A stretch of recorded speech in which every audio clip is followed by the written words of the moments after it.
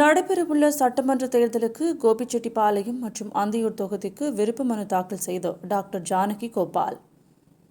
சென்னை தேனாம்பேட்டை திமுக தலைமை அலுவலகமான அண்ணா அறிவாலயத்தில் வருகின்ற 2026 தமிழக சட்டமன்ற தேர்தலில் போட்டியிடுவதற்காக விருப்ப மனுக்கள் தரப்படுகின்றது. தமிழகம் முழுவதிலும் இருந்து 234 தொகுதிகளுக்கும் விருப்ப மனு தாக்கல் செய்யப்படுகிறது. அந்த வகையில் ஒருங்கிணைந்த ஈரோடு மாவட்ட மகளிர் அணி முன்னாள் அமைப்பாளர் டாக்டர் ஜானகி கோபால் கோபிச்செட்டிப்பாளையம் மற்றும் அந்தியூர் தொகுதியில் போட்டியிட விருப்ப மனு அளித்தார். முன்னதாக விருப்ப மனு அளிப்பதற்காக வந்த ஜானகி அவர்களை கட்சியின் நிர்வாகிகள் மேளதாளத்துடன் ஊர்வலமாக அழைத்து வந்தனர்.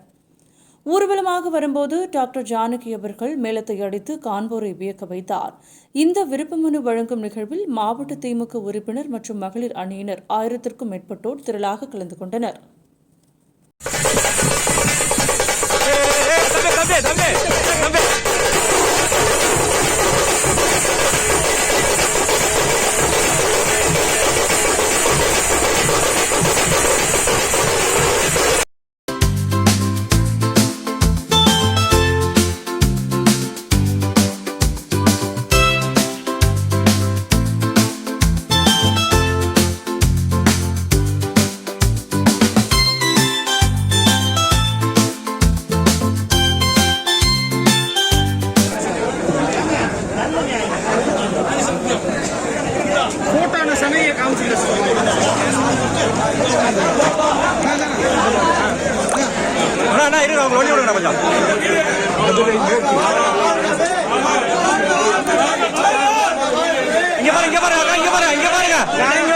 இங்க பாருங்க